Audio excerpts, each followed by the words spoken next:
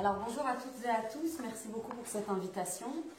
Alors en fait je travaille sur l'islamophobie depuis 2011 à peu près. Au départ je suis plutôt socio-historienne de l'immigration, du racisme, des questions de discrimination et des questions de mobilisation politique. Et en réfléchissant sur ces questions aujourd'hui avec une perspective comparative entre la France et le Canada, parce que je travaille aussi sur le Canada mais pour l'instant je fais une présentation plus sur la France. Mais en tout cas, j'ai d'abord commencé à réfléchir sur le problème musulman, sur le racisme en lien avec ce paramètre religieux qui reconfigurait un petit peu justement la sociologie du racisme qu'on connaît d'habitude. Et donc j'ai commencé par m'intéresser à la notion même d'islamophobie. Puisque à partir de 2010-2011, je vais dire que c'est là que je me suis vraiment intéressée, ce terme-là était vraiment décrié, disqualifié. C'était vraiment considéré comme un terme non légitime, à la fois d'un point de vue scientifique et politique. Donc on avait assez peu d'ouvrages, je reviendrai là-dessus, et on avait surtout une définition qui était encore assez peu précise. Et donc j'ai commencé à m'intéresser à l'état des lieux de la recherche, qui avait écrit sur ce terme, et on se rend compte assez vite qu'en anglais, le terme islamophobie a été beaucoup plus développé. On a des ouvrages, de la conceptualisation, vraiment des débats beaucoup plus riches, à la fois en Grande-Bretagne et aux États-Unis, pour vraiment simplifier, mais dans d'autres pays d'Europe, dont je ne peux pas toujours lire tous les travaux, mais je pense à l'Europe du Nord, par exemple. Et donc, je me suis demandé pourquoi en France, il y avait ce retard, un petit peu, sur l'intérêt et les usages du concept même d'islamophobie. Et donc, je me suis... Bon, ce qui est surtout intéressant, quand on n'utilise pas un terme, c'est pourquoi. Pourquoi on ne l'utilise pas et pourquoi on l'utilise, et quels sont les enjeux politiques sous-jacents. Parce qu'évidemment, aucun terme, quand on est sociologue ou historien, on sait que tous les termes changent de sens, voyage, etc. Et donc, ce qui est intéressant, c'est de savoir quels sont les enjeux qui sont là-dessous. Et donc, c'est sur ces enjeux que je voudrais revenir aujourd'hui. D'abord, donc le premier enjeu, je vais dire en gros que ces enjeux se situent à 3 niveaux. Le premier, c'est autour de cette conceptualisation sociologique de l'islamophobie, parce qu'on a quand même de véritables questions. Si on inscrit l'islamophobie dans la sociologie du racisme, il faut quand même définir qu'est-ce que c'est, quel type de racisme, de quoi parle-t-on exactement. Donc ça va être la première partie de ma présentation. Ensuite, il y a un enjeu autour de la réalité et de l'ampleur du phénomène. Est-ce que réellement, il existe un phénomène social, global, local, dans différents pays, qui est islamophobe, c'est-à-dire qui rejette ou qui exprime une hostilité, des discriminations, etc., à l'encontre des musulmans en tant que musulmans, bien sûr. Donc là, je vous présenterai un petit peu les enjeux autour, par exemple, de la mesure, comment on mesure l'islamophobie, et les enquêtes de terrain qui ont commencé à donner quelques résultats sur des discriminations ou du racisme spécifiquement, qui visent spécifiquement les musulmans en tant que musulmans. Et enfin, la dernière question sur laquelle j'aimerais m'attarder, qui est en fait plus centrale dans le terrain, l'enquête de terrain que je mène, c'est la question des discriminations et des mobilisations contre l'islamophobie, qui vont se décliner politiquement et juridiquement. Donc je reviendrai un petit peu sur ces enjeux en revenant sur une étude de cas particulière. Je vous dirai tout ça. Voilà. Alors pour commencer, la première question qui se pose, c'est donc l'origine du mot, qui est le premier débat qu'il y a eu en France, puisque tout de suite, lorsque l'usage du mot islamophobie a commencé à se diffuser en France, alors je vous dirais qu'en France, ça date vraiment de 2003, qui est vraiment une année tournant pour plusieurs raisons. D'une part, c'est les débuts des débats autour du voile à l'école. Donc voilà, c'est vraiment une année où on va connaître, entre 2003 et 2004, des débats très intensifs sur le problème musulman et la question du voile. Ensuite, 2003, c'est l'année de publication de l'ouvrage de Vincent Gesser, La Nouvelle Islamophobie, qui est vraiment le premier ouvrage qui utilise ce terme de manière un peu, vraiment explicitement, et qui va connaître un certain écho. On va débattre de ce livre, il va être diffusé, enfin ce n'est pas un livre qui n'a pas eu d'écho. Ensuite, en 2003, cette même année, auprès de Vincent Gesser, le MRAP va connaître des débats très intenses sur la question justement de l'usage de l'islamophobie, parce que le président du MRAP alors, qui est Mouloud Aounid, va essayer de mettre à l'agenda de son association, le MRAP, qui est une association très, comment on dit, qui n'est pas très centralisée, hein, je ne sais pas si vous connaissez un petit peu la structuration du MRAP, mais on pourra y revenir.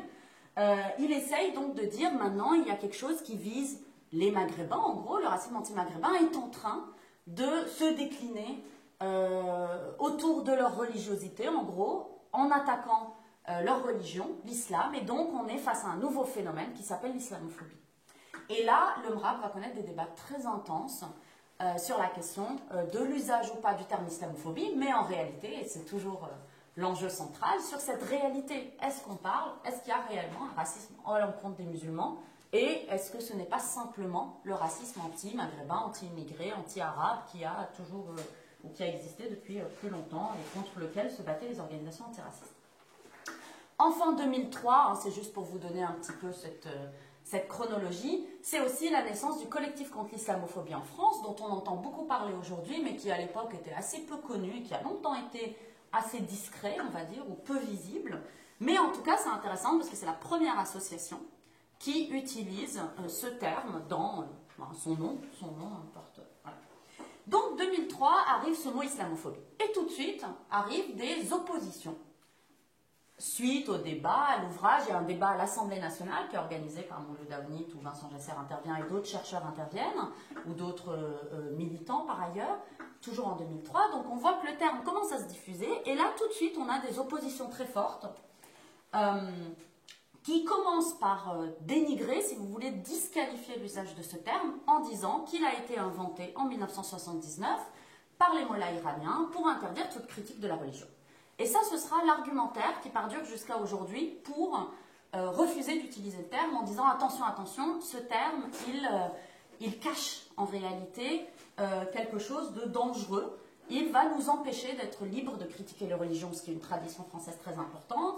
Il est utilisé par des groupes islamistes, extrémistes, pour tous ces discours-là. Donc, ne l'utilisons pas, il s'agit juste de racisme anti-maghrébin. L'islamophobie n'existe pas en tant que telle. Alors, on a des articles fondateurs sur ce mythe des origines, si vous voulez, puisque les chercheurs qui ont essayé de travailler là-dessus ont montré que le terme n'existait pas en Iran à l'époque, qu'il n'a pas été utilisé, en tout cas, par les mollahs, donc on ne voit pas très bien cette origine-là. Mais donc, si vous voulez, ce discours sur les origines, en 2003, est présent dans un article de Caroline Fourest et Fiametta Weiner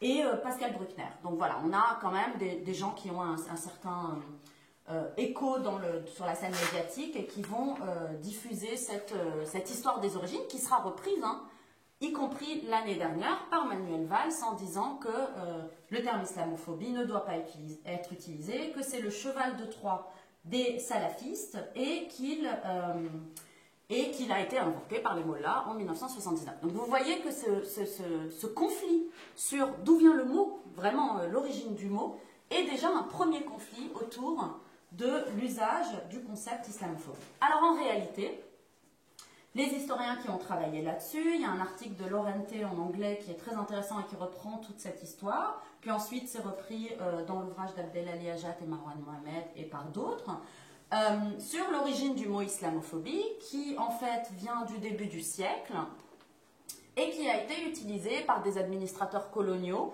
des ethnologues par ailleurs, des spécialistes de l'islam, en Afrique de l'Ouest, des Français, en français.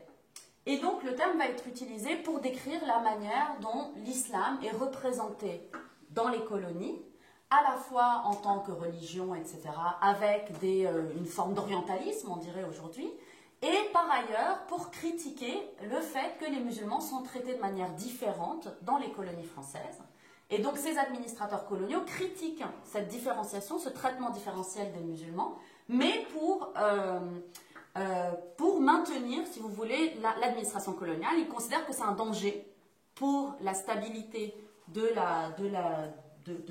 colonies françaises en Afrique notamment, de différencier les populations selon leur religion. Donc vous voyez que le terme islamophobie d'abord est né en France, il est né dans un contexte colonial et il est né vers 1910 et non pas du tout en 1979.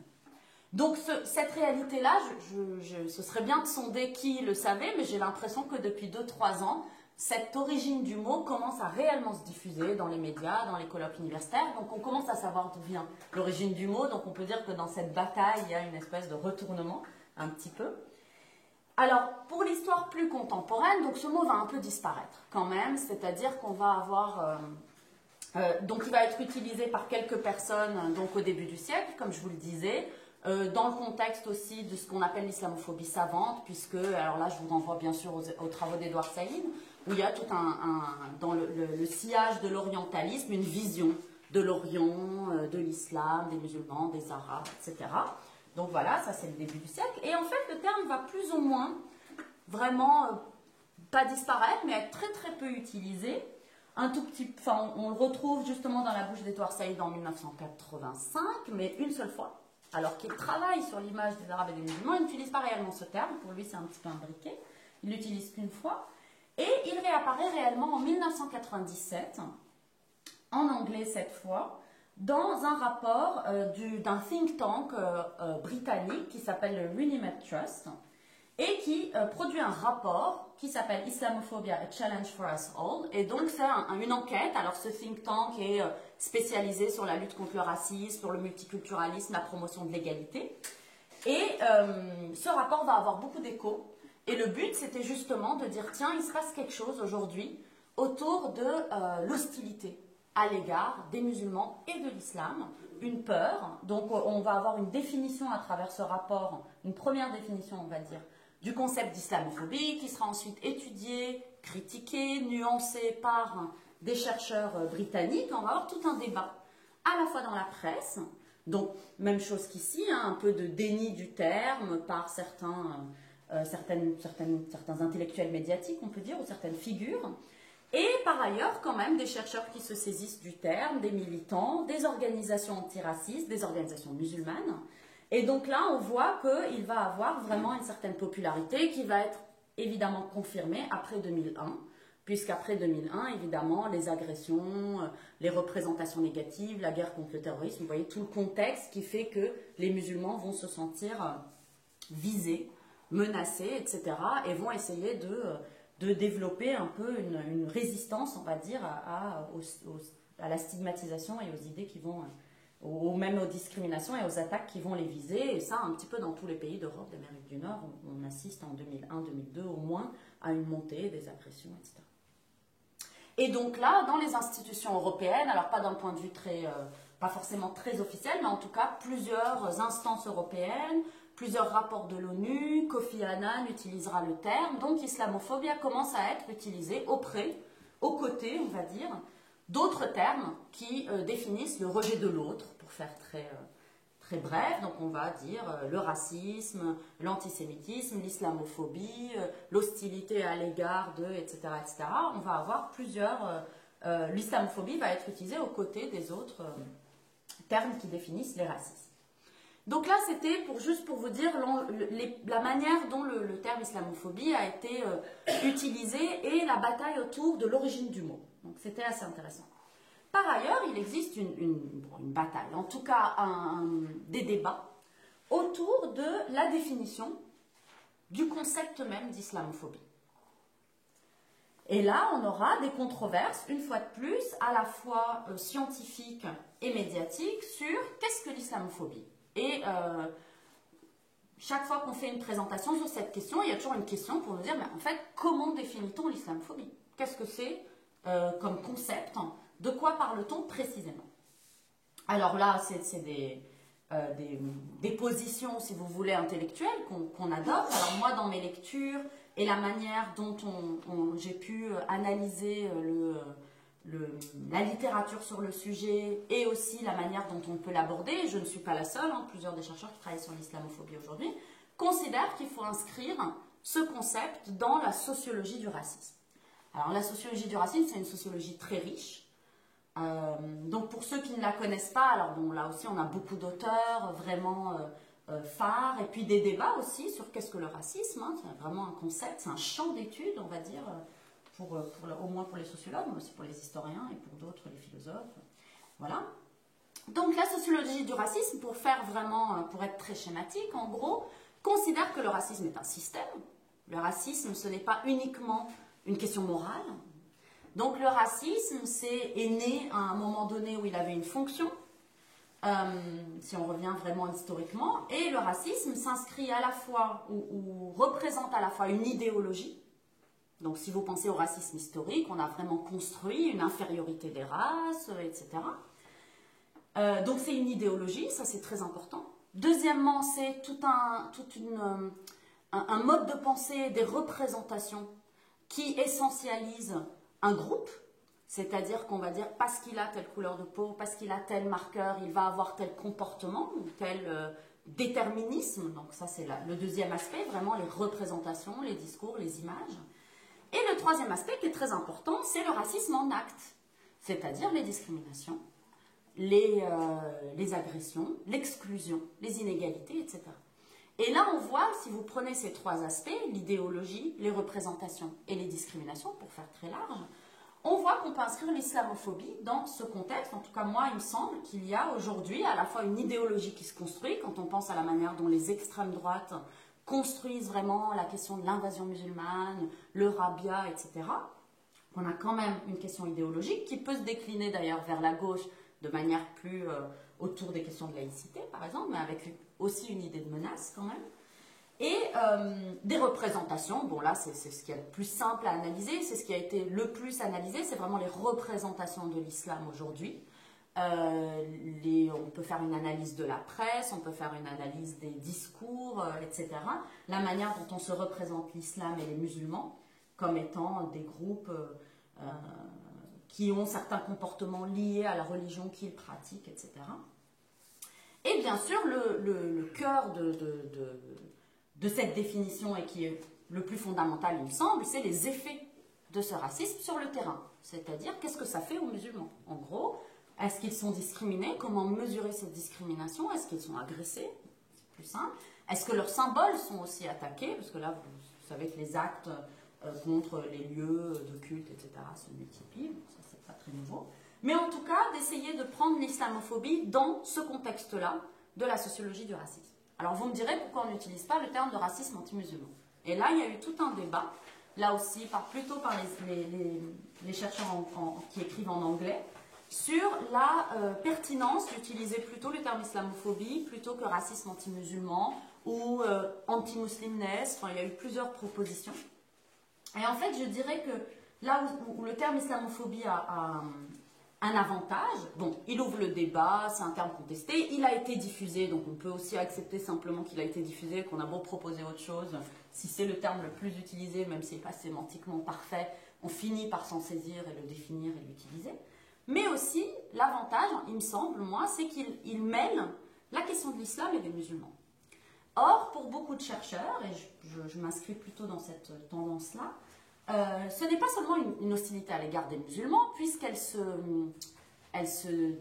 s'inscrit vraiment dans une hostilité, alors c'est là qu'il faut pouvoir la définir, à l'encontre de l'islam en tant que religion, en tant que civilisation, en tant que valeur, en tant que système. Alors évidemment, l'islam, ça devient quelque chose d'extrêmement abstrait dans la bouche des personnes qui le décrivent, mais en tout cas, on ne peut pas ne pas corréler une hostilité à l'encontre de l'islam et le rejet des musulmans en tant que groupe. Alors c'est là où il y a vraiment une difficulté d'un point de vue, un défi d'un point de vue scientifique, parce qu'évidemment, vous pouvez avoir une hostilité à l'égard des religions parce que vous êtes profondément athée, laïque, philosophiquement opposé aux religions, sans être forcément, sans rentrer forcément dans le cadre de ce qu'on appelle le racisme. Donc évidemment, cette frontière entre la critique des religions, qui est vraiment un vrai débat, et le moment où on bascule dans un discours vraiment essentialisant, c'est là où il faut pouvoir analyser au cas par cas des discours en général.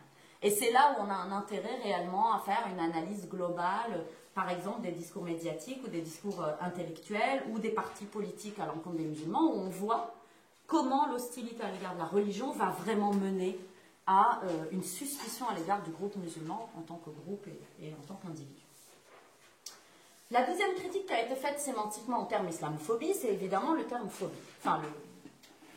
Donc phobie, une peur très forte. Alors on ne peut pas dire que l'islamophobie ne comprend pas la dimension de la peur. Il y a une dimension de la peur, il y a ce qu'on appelle une panique morale, il y a eu des ouvrages qui ont été écrits pour décrire, inscrire l'islamophobie dans une forme de construction d'un bouc émissaire, d'une panique, d'une peur collective. Donc ça, on le voit surtout, une fois de plus, sur la question de l'invasion démographique, sur la peur sur nos valeurs, la menace, etc. Donc là, il y a une peur. Évidemment, le terme phobie est extrêmement réducteur par rapport à ce que j'ai essayé de vous décrire sur ce phénomène global qu'est l'islamophobie. Donc, bon, en même temps, on peut aussi dire que ce phobie, il y a beaucoup d'autres mots qui fonctionnent avec phobie, qu'on a appris à accepter, qui ne sont pas parfaits non plus. La xénophobie, ce n'est pas vraiment la peur de l'étranger en réalité. C'est cette division entre le citoyen et l'étranger, par exemple. Ce n'est pas juste la peur, c'est vraiment un rejet, un refus, etc., qui peut être tout à fait rationnel, argumenté, etc. Donc, il y a d'autres termes avec phobie qui se sont aujourd'hui diffusés et qui ne sont pas sémantiquement parfaits. En gros, ce que j'essaye de vous dire, c'est qu'un concept est toujours un peu construit. C'est un mot très simple pour décrire un phénomène très complexe. Et qu'à un moment ou un autre, on choisit un mot qui n'est pas forcément idéal, parce qu'on n'en a pas d'autres qui soient idéales, mais on s'en saisit et le défi, ensuite, c'est de le définir. Donc moi, il me semble, ce qui est intéressant, c'est justement de pouvoir distinguer, notamment sur la question du religieux, comment le marqueur religieux va reconfigurer le racisme aujourd'hui. Comment aujourd'hui on va avoir des discours réellement racistes qui vont utiliser un marqueur religieux, des pratiques, une visibilité, etc., pour vraiment s'inscrire dans ce qu'on appelle la sociologie du racisme. Donc ça, c'est vraiment pour l'aspect sémantique, les débats autour de l'origine, du terme, de sa définition. Alors, évidemment, le véritable enjeu, c'est le phénomène lui-même. Le phénomène social de l'islamophobie. Donc, il s'agit de s'interroger, et là, pour le coup, c'est là encore une question scientifique et politique tout à fait légitime, de mesurer ce phénomène, de distinguer le religieux des origines. Est-ce que lorsque une personne est discriminée, est-ce que c'est parce qu'elle est issue de l'immigration postcoloniale, maghrébine, est-ce qu'elle a un nom, etc. Tout ce qu'on connaît sur le racisme anti-maghrébin, par exemple, en France. Ou est-ce en raison de son marqueur religieux? Alors évidemment, ce n'est jamais aussi simple, la question, mais il semblerait qu'il y ait quelque chose qui se passe au niveau du religieux lui-même, qui à la fois s'imbrique avec la dimension des origines, évidemment, mais qui peut être aussi distingué parfois. Donc c'est un peu ce défi-là qui est important. Donc de mesurer quand est-ce qu'on a affaire à des discriminations, à des agressions, à des rejets, à des hostilités qui visent réellement le marqueur religieux. Et alors là, c'est très clair dans les sondages d'opinion, qui valent ce qui valent, évidemment, à toute la critique qu'on peut en faire dans certains cas, mais en tout cas, dans les sondages d'opinion à peu près partout dans les pays occidentaux, on voit une hostilité grandissante à des marqueurs religieux. On le voit en France, par exemple, dans les enquêtes que mène la CNCDH, la Commission nationale consultative pour les droits de l'homme, qui mène depuis longtemps, qui est un peu le baromètre, si vous voulez, de l'opinion en France sur les questions d'intolérance, de racisme, etc., qui vient juste d'introduire cette année le terme d'islamophobie, qui utilisait un petit peu avant le concept d'hostilité anti-islam, qui donc commence à utiliser le terme islamophobie en le justifiant longuement dans son rapport, donc je peux vous renvoyer vers ça, c'est vraiment intéressant. Mais en tout cas, la CNCDH, depuis plusieurs années, constate que lorsqu'elle interroge les personnes sur leurs sentiments vis-à-vis des étrangers, leurs sentiments vis-à-vis de différentes catégories de la population, il y a une hostilité de plus en plus croissante à l'encontre des musulmans, mais pas seulement des musulmans en tant que musulmans. Par exemple, on leur demande que pensez-vous du ramadan, du voile, etc. Et là aussi, on voit des signes de rejet de la pratique ordinaire des musulmans. Donc on voit clairement cela dans notamment les rapports de la CNCDH. On le voit dans d'autres chiffres, bien sûr, on peut mesurer l'islamophobie en allant chercher les chiffres des plaintes qui ont été déposées pour actes de violence, pour discrimination. Le CCIF, donc je vous en parlais, le collectif contre l'islamophobie en France, fournit des chiffres assez sérieux, enfin vraiment sérieux, de témoignages qui sont suivis, etc., pour mesurer les différents actes islamophobes. Alors ils peuvent être de différents ordres, ça peut être de la discrimination, l'exclusion, enfin des choses toutes simples. Il y a juste une personne qui porte le foulard, à qui on dit vous ne pouvez pas rentrer dans ce restaurant habillé comme ça, voilà, des choses sans compter évidemment tout ce qui est agression contre des lieux de culte, agression contre les personnes, refus d'offrir un service à une personne en raison de sa religion, etc. Alors évidemment, ces chiffres sont aussi tributaires du fait que les gens vont porter plainte ou pas, ou vont témoigner ou pas à une association. Donc évidemment, on a quand même toute cette dimension à prendre en compte, mais c'est vrai de tous les actes de racisme. C'est la même chose.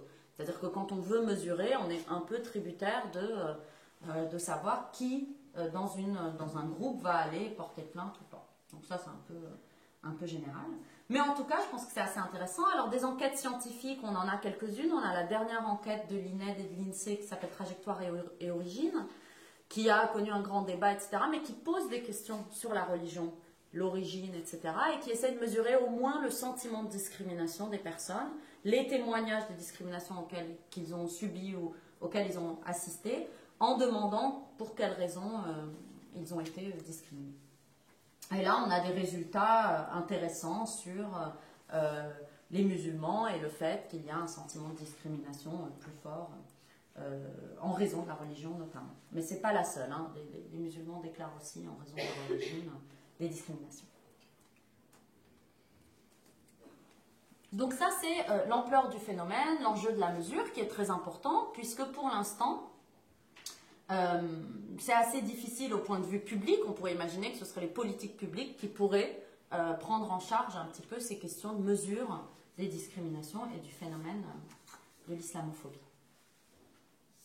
Alors, deux autres enjeux qui me paraissent importants, là je vais passer un peu à un autre registre, auxquels je ne répondrai pas vraiment parce qu'il s'agit de faire des enquêtes là-dessus et c'est plutôt un champ d'études vraiment un peu différent du mien, c'est la dimension à la fois historique et internationale de ce phénomène. Donc je vous disais, ce phénomène d'un point de vue local, comment le mesurer, mais ce phénomène, quand même, une de ses caractéristiques, c'est qu'il est global. Il se décline différemment d'un point de vue international et national, local, etc. Mais quand même, cette dimension à la fois historique, parce que je vous parlais d'Edouard Saïd, etc. Donc évidemment, une dimension historique de ce rapport entre l'Orient et l'Occident, l'islam et la chrétienté, enfin, on ne peut quand même pas ignorer cela. En France, on ne peut pas ignorer évidemment quand même une histoire coloniale qui est liée aux Français musulmans d'Algérie, quand même à des marqueurs religieux qui ont toujours existé, ou qui ont existé de manière plus ou moins forte, ou concomitante à d'autres marqueurs, mais en tout cas l'islam a toujours été présent. Alors là on a des historiens qui débattent sur les origines vraiment de l'islamophobie, la continuité qu'il peut y avoir dans cette représentation du musulman et les différences selon les pays, l'histoire. En tout cas c'est une dimension qui me semble intéressante à prendre en compte. Et la deuxième dimension qui est intéressante, c'est justement l'aspect international et aujourd'hui je dirais même géopolitique. On a quand même eu, et surtout après 2001, mais même avant, une construction d'une menace, de lois antiterroristes, de vraiment des questions de géopolitique qui me paraissent centrales. Alors, les recherches aux États-Unis qui portent sur le lien entre impérialisme, islamophobie, voilà, défense de l'Occident, etc., par rapport à l'islam et les dangers de l'islamisme, bien sûr, hein, c'est vraiment un enjeu politique international, sont assez nombreux, donc je vous renvoie plutôt à des travaux américains qui ont beaucoup pensé cette question, parce qu'évidemment les États-Unis étaient à l'avant-garde un peu de ces politiques-là.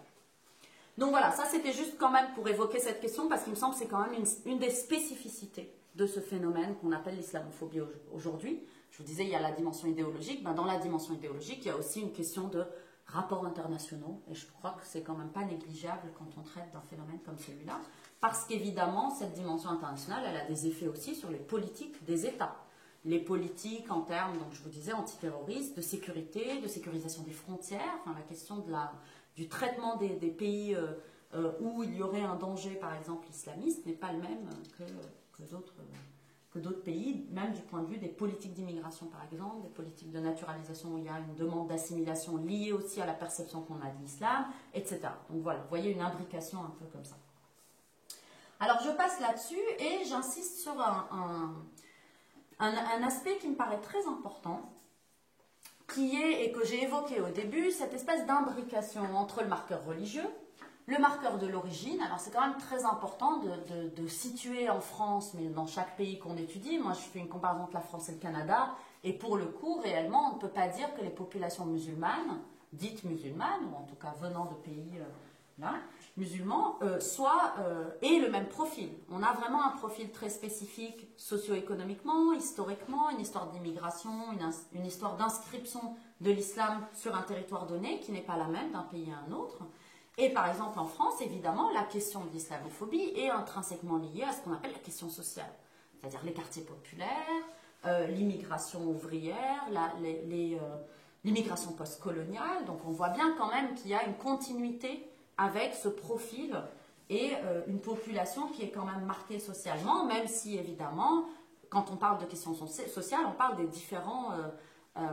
différentes situations socio-économiques, positions socio-économiques d'un groupe. Donc évidemment, l'islamophobie, elle ne va pas être que liée au quartier populaire, même si dans les rhétoriques ça peut être lié, mais c'est aussi comment l'islamophobie se décline au niveau des élites, au niveau d'autres sphères sociales qui sont des sphères sociales de pouvoir, par exemple. Mais en tout cas, cette question sociale, pour moi, ne peut pas être dissociée quand on analyse l'islamophobie sur le terrain. Que quand on analyse des populations musulmanes, il faut savoir analyser si, globalement ou pas, quelle est leur position. Bon, ce qu'on appelle l'intersectionnalité, si vous voulez, ça a été assez analysé depuis longtemps, de croiser la position, ce qu'on appelle la classe sociale et la race, ou en tout cas l'origine des personnes. Donc là, c'est avec la question de la religion.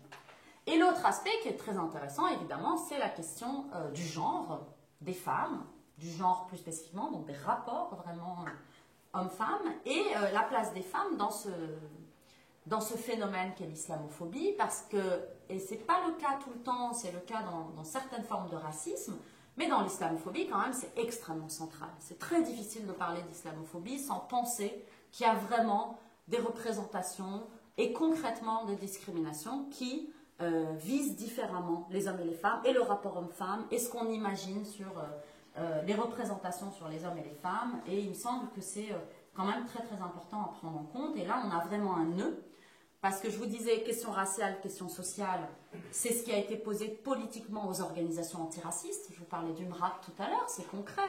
C'est-à-dire de savoir si, dans la tradition universaliste, communiste ou autre, on considère la question raciale comme une véritable question. Puis donc la question religieuse, comment on imbrique les deux. Donc là, on voit que dans les organisations antiracistes, et c'est ce dont témoignent les organisations qui luttent contre l'islamophobie aujourd'hui, c'est que les organisations antiracistes traditionnelles n'ont pas pris en charge la question de l'islamophobie. Et donc, c'est pour ça qu'elles se sont créées. C'est ce que dit le CCIF, c'est ce que disent d'autres organisations, qu'on n'a pas eu une vision de ce qu'était l'antiracisme d'un point de vue politique pour y inscrire la question musulmane. Voilà, et une analyse du rejet de l'islam, mais aussi de la manière dont on utilise la laïcité pour, concrètement sur le terrain pour les organisations antiracistes. Et là, on aura justement, je vous disais, le MRAP qui a fait qui a vraiment, qui s'est beaucoup divisé pendant 10 ans, et je dirais presque jusqu'à aujourd'hui, sur cette question de l'islamophobie. La LICRA, qui au contraire, elle faisait du lobbying à l'ONU pour dire qu'il ne faut surtout pas utiliser le terme islamophobie, il pose problème. Donc vous voyez, vraiment des positions différentes, qui vont bien sûr concrètement prendre corps, si vous voulez, au moment des débats de 2003-2004 sur le voile à l'école. On aura clairement le MRAP et la Ligue des droits de l'homme qui seront opposés à une loi, et la LICRA et SOS Racisme qui seront favorables à une loi, ce qui n'était pas le cas en 1989, mais c'est une autre histoire. Et donc, pour ce qui est de la question des femmes, évidemment, donc là je vous disais, l'islamophobie a divisé le mouvement antiraciste, pour faire très schématiquement, et donc la question du genre, de la manière de percevoir l'islam, le marqueur religieux, les femmes musulmanes et le voile spécifiquement, on a des organisations féministes qui vont se diviser très fortement. Et là encore, 2003 va être l'année tournant où on verra plusieurs tendances dans les organisations féministes traditionnelles et de nouvelles coalitions qui vont se créer, notamment opposées à la loi de la future loi de 2004 sur les signes religieux à l'école. Et donc on aura dans ce sillage la création d'un collectif qui s'appelle Une école pour tous et toutes, qui donnera lieu à un collectif qui s'appellera le collectif des féministes pour l'égalité, qui existe encore, etc. Donc on voit, et là où on aura à la fois des féministes historiques, etc., et des musulmanes, des militants des gauches, je dirais, ou d'autres organisations qui, eux, vont être opposés à la loi de 2003-2004. C'est vraiment un moment charnière hein, où ces recompositions de l'espace militant vraiment se dessinent et jusqu'à aujourd'hui, on peut essayer de suivre ça. Donc, vous voyez, c'est vrai que l'islamophobie pose des questions et révèle des enjeux vraiment, donc je vous disais un peu scientifiques, etc., mais aussi vraiment politiquement sur le terrain, ça va diviser. Alors là, je vous parle des antiracistes, des féministes, évidemment, ça a aussi divisé les organisations, les partis politiques, les syndicats. Bon, on peut citer le NPA, on peut citer le Front de gauche, où il y a des débats internes jusqu'à aujourd'hui très forts sur l'interprétation de ce qu'est l'islamophobie. Et c'est là où on voit, et j'en arrive donc à ma dernière partie, ça va, tout le monde me suit? Combien il me reste de temps? Un petit quart d'heure. Un petit quart d'heure, parfait. Donc là, très concrètement, en fait, je vous parle d'islamophobie depuis tout à l'heure, mais il existe quand même une petite frontière là où il y a réellement un débat. Hein. C'est pas juste qu'on n'est pas d'accord. Et ce débat-là, il renvoie notamment à ce qu'est la discrimination. En tout cas, moi, c'est comme ça que je l'analyse. Il me semble qu'il y a quelque chose autour de la discrimination. Qu'est-ce que c'est la discrimination? Vous le savez peut-être, ou sans doute, au début des années 2000, d'un point de vue européen puis français, on a un début de mise à l'agenda politique de la question de la lutte contre les discriminations, qui deviendra un peu la question de la diversité ensuite, et qui aujourd'hui, bon, peine à être vraiment prise en charge par le politique, pour faire très très schématiquement. Donc cette question de la lutte contre les discriminations, c'est quand même une question assez centrale. La discrimination, ça veut dire l'inégal traitement ou l'inégal accès d'une personne ou d'un groupe à un service, un lieu, un espace. Donc pour prendre tout simplement l'emploi, c'est l'inégal accès d'un groupe à un emploi ou à plusieurs emplois. Alors cette discrimination, qui est un concept légal hein, au départ, qui ensuite devient un concept sociologique, qui est en même temps un concept sociologique, la discrimination légalement va être prise en charge par la HALD, enfin on a vraiment des politiques derrière tout ça. Et cette lutte contre les discriminations, elle pose de véritables questions qui ne concernent pas que le religieux d'ailleurs. Si vous pensez à ce qu'est la discrimination, par exemple, vous savez qu'il y a tout un tas de métiers qui sont interdits aux étrangers, c'est-à-dire aux personnes ne possédant pas la citoyenneté française. Donc là, il y a déjà des débats et des mobilisations là-dessus. On a des organisations de défense des étrangers, etc., des droits et de l'égalité, qui ont essayé d'ouvrir les métiers fermés aux étrangers pour les ouvrir aux étrangers. Donc cette question de la discrimination, vous voyez, une discrimination légale, par exemple pour être fonctionnaire, mais pour être tout un tas d'autres métiers, il faut avoir la citoyenneté française. Bon, c'est une discrimination légale qui est considérée comme légitime par ailleurs. C'est-à-dire que pour beaucoup, c'est à peu près normal que les étrangers ne votent pas, ou c'est à peu près légitime que les étrangers n'aient pas accès à la fonction publique. En tout cas, dans une société, évidemment, il y a tout un tas de discriminations qui peuvent être de tout ordre, qui ne sont pas forcément... qui en tout cas peuvent se discuter dans certains cas, et d'autres cas ne se discutent même pas. On considère que c'est tout à fait normal qu'il y ait des limites d'âge pour les choses. Enfin voilà, la question de la discrimination, elle est générale. Alors quand on arrive à cette question de légitimité et de légalité, vous voyez bien où je veux en venir sur la question de l'islam et de la laïcité spécifiquement, du religieux et de la laïcité, pour faire bref, même si très souvent c'est quand même à la question musulmane que ça renvoie. Donc, dans quel cas, très clairement, peut-on considérer qu'il existe un traitement inégal qui serait illégitime lorsque on empêche une femme portant un signe religieux, par exemple, d'accéder à un emploi? Et là, vous voyez bien le champ que ça ouvre et les questions que cela pose. Donc, bien sûr, par exemple, en France, on considère tout à fait normal, et c'est tout à fait légitime, et moi, depuis que j'enquête là-dessus, il n'y a jamais eu de remise en cause de cette question-là, du fait que l'accès à la fonction publique était soumis à un devoir de neutralité pour les agents de l'État. Donc ça, c'est la loi de 1905, claire et nette, qui n'est jamais remise en cause par personne. Enfin, cette définition vraiment stricte. En revanche, c'est l'extension de cette neutralité, si vous voulez, de ce non-expression de signes religieux, qui pose débat. Donc, qui va poser débat en 2003-2004 sur les élèves, qui pourtant ne sont pas des agents de la fonction publique, mais des usagers. Donc, vous voyez, première extension, qui va être résolue par une loi. Hein. Ensuite, on va avoir une extension, et c'est sur ça que j'aimerais m'attarder, de cette loi de 2004 elle-même aux parents d'élèves, mais aussi à des jeunes filles, à certains habits ou vêtements comme des ports de jupes longues. Je ne sais pas si vous avez entendu parler de ces débats. Il y a eu un cas notamment d'un bandeau où une jeune fille a été exclue parce qu'elle portait un bandeau qui serait assimilé à un signe religieux. Donc vous voyez, on a une extension aussi de l'interprétation de la loi de 2004, qui est aujourd'hui un enjeu politique fort. On a évidemment le cas de la crèche Babylou, mais qui en fait pose la question de ce qu'on appelle les missions de service public, ou en tout cas d'autres métiers qui devraient, ou pas, mais c'est ce qui pose débat, être soumis au devoir de neutralité et donc à la non-expression de signes religieux. Et pour la crèche Babylou, par exemple, ce n'est pas résolu. On en est au 5e ou 6e procès, et avec des jugements contradictoires, et on n'a toujours pas une solution. En tout cas, pour l'instant, les tribunaux n'ont pas donné le mot de la fin, et on ne sait pas si le législateur viendra lui-même résoudre ce problème. Et c'est là qu'on voit des ambiguïtés de législation. Donc il me semble que c'est très important d'inscrire aussi l'islamophobie dans quelque chose de très concret, qui est les lois, les pratiques, et les mobilisations autour des questions spécifiques. Et du coup, je vais juste prendre 5 minutes pour vous parler justement de la question des parents d'élèves, que j'analyse depuis 1 an maintenant, même un peu plus.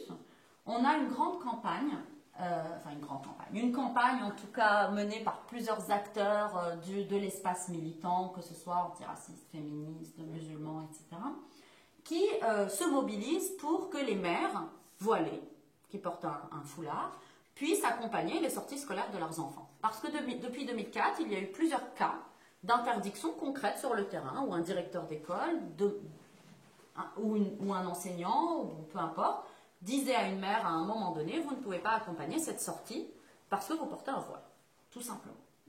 Donc on a eu plusieurs cas. Le collectif contre l'islamophobie en France a saisi la HALD en 2007, qui, elle, a clairement rappelé que la loi de 2004 ne s'appliquait pas aux parents, puisque dans la loi de 2004, il était inscrit que les parents n'étaient pas considérés comme des agents publics, ni vraiment des... Voilà. Donc il n'y avait pas vraiment de raison de discriminer ou d'exclure les mères des sorties scolaires. Et puis ensuite, le débat va se poursuivre. Il va y avoir un premier cas en justice en 2009 d'une mère portant un foulard qui sera interdite de sortie et qui ira jusqu'au tribunal administratif et qui ne lui donnera pas raison. Mais comme elle ne fera pas appel, on est un petit peu dans une situation floue, puisque un premier jugement d'un tribunal administratif n'est pas suffisant vraiment pour faire jurisprudence, semble-t-il. Et donc, n'ayant pas fait appel, on attend en gros qu'il y ait d'autres cas qui soient traités pour faire vraiment jurisprudence sur cette question. Et là, vous allez voir, dans les prochains mois, on va avoir plusieurs recours qui vont être déposés. Il y en a un à Nice qui est en cours, et puis d'autres qui se préparent. Et donc là, on va voir ce que les tribunaux vont dire. Par ailleurs, le Conseil d'État s'est aussi saisi de la question, parce que le défenseur des droits, qui donc a la mission de la HALD maintenant, a eu plusieurs cas de mères portant le foulard et est allé saisir le Conseil d'État pour dire, bon là il y a une zone grise, qu'est-ce que je fais? Il l'a aussi interrogé sur la crèche Babylou. Et le Conseil d'État a donné un avis qui était un peu ambivalent, je dirais, puisque chacun l'a interprété différemment. Donc dans le milieu militant qui lutte contre l'islamophobie, on a considéré que c'était un jugement tout à fait favorable aux mères, puisqu'il disait qu'au cas par cas, on pouvait juger de la question des sorties scolaires à condition que le jugement soit proportionné et qu'il n'y ait pas de trouble à l'ordre public. Enfin, il y a plusieurs éléments. Et bon, si on interprète ce jugement du Conseil d'État, alors là, ça devient des batailles juridiques qui seront menées dans les tribunaux. Des gens comme le CCIF et d'autres considèrent qu'ils pourront se saisir de ça pour dire qu'il n'y a absolument pas trouble à l'ordre public, etc. Le Conseil d'État nous donne plutôt raison pour que les mères aient droit d'être en sortie scolaire. Là, dernièrement, Benoît Hamon s'est prononcé sur la question.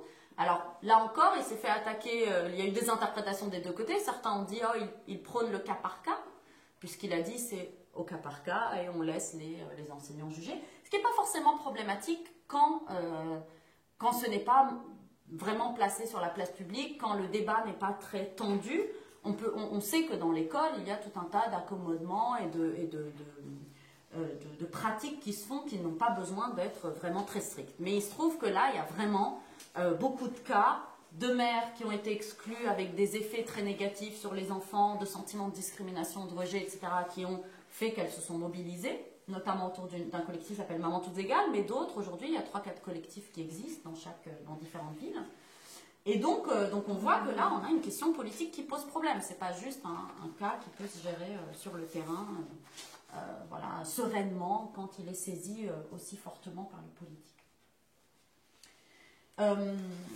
Alors, je vais essayer de peut-être inscrire cette question des sorties scolaires et des mères dans un contexte plus global qui est au cœur de mes recherches, qui sont les mobilisations et un front commun contre l'islamophobie qui serait mené par plusieurs acteurs militants.